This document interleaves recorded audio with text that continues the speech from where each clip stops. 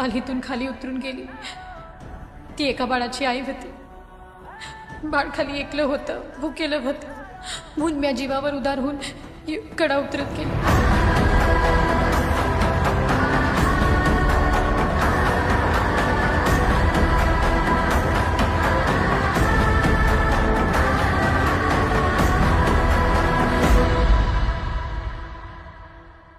काल्हीतून खाली उतरून गेली।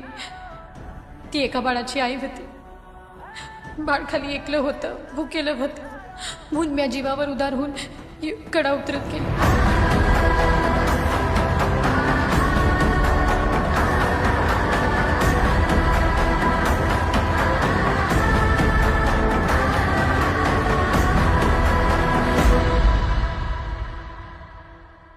काल्हीतून खाली उतरून गेली। ती एका बाळाची आई होती। बाळ खाली